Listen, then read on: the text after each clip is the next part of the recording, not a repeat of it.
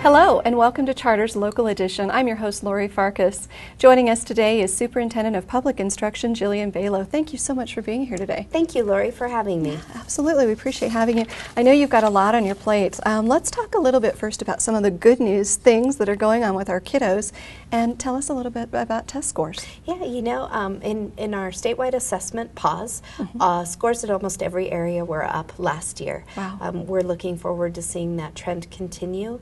Right now, we're looking also at replacing our statewide assessment with an assessment that's more linked to our local assessments, which will make us testing more relevant for students. Why do you think those test scores are improving? Tell me a little bit about what's going on in the classrooms and what's changing in that environment to make that result happen. Well, certainly I don't take credit for that. We have wonderful classroom teachers and wonderful schools across the state that are doing their very best to make sure that our students have the skills that they need to be successful on tests. A couple of factors that contribute to that is, number one, we're all kind of playing from the same book right now. We have a statewide vision for education that we set almost 2 years ago that really helps us to stay on the same track, looking at the same indicators. We have strong and robust standards in every subject that's tested and a lot of subjects that aren't tested. And again, we have amazing teachers across our state working with students each day. Absolutely. Well, and you've really helped bring some stability to the office. You know, a few years ago in the legislature, we were having a much different conversation about education and superintendent. So that stability, I think, has probably really played into that as well. Absolutely, which is why it was so important to set that vision for education. That vision is really around strengthening Wyoming through its schooling, through its education system. We call on career college and military readiness to be improved so that all of our graduates from high school have the skills that they need to be successful in secondary. We have a new website, and it's called Wamming Measures Up. Oh, great. And we're tracking several indicators that really contribute to career college and military readiness. Right. So when folks at home go to the Wyoming Measures Up, what are they going to find there? They will find real-time progress on 5 different measures that are related to, again, career college and military readiness, including 3rd grade reading scores, the number of students who are involved in career pathways in high school or career and technical education courses. They'll find information about school accreditation, access to the Hathaway Scholarship program, That's very important. And a few other links to resources, including our state Wyoming Department of Education website, where they can learn even more. Yeah.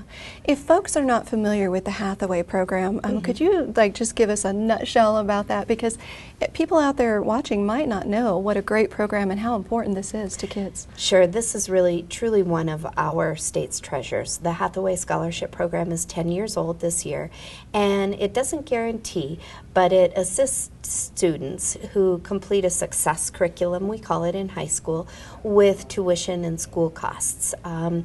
Basically, any Wyoming student, a Wyoming graduate who's eligible for the Hathaway Scholarship can take advantage of the scholarship and go to school anywhere in the state.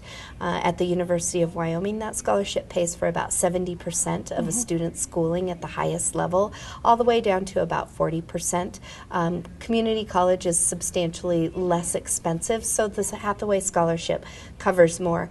One thing that we've really worked on at the Department of Education is promoting that to younger students and families. So this year was the first year we awarded the Hathaway Scholarship program to 6th graders across the state and said, you are a recipient of the Hathaway Scholarship, and we are here to support you in that endeavor.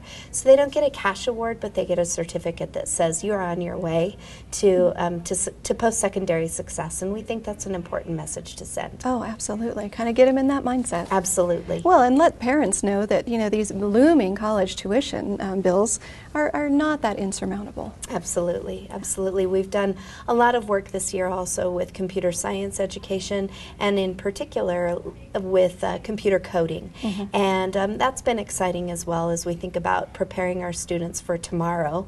And that starts all the way, especially with computer science education in the younger grades. Those are great career fields to be in. Yep. So this year, or excuse me, in 2016, Wyoming celebrated Computer Science Education Week, and we had over 300 schools that participated in activities related to coding. And that was a true joy to see. And at the department, we've been a part of a bigger initiative to really promote coding and computer science at all grade levels, but especially in our upper grades where students might be thinking about that for a career or for a path of higher education. Yeah. Well, we thank you so much for joining us today. It's been insightful, and I hope everybody will go to the website and check it out. Thank you so much, Lori. Thanks we for really having me. appreciate it. Thank you. We've been visiting with Superintendent Jillian Balow, and we'll be right back after this.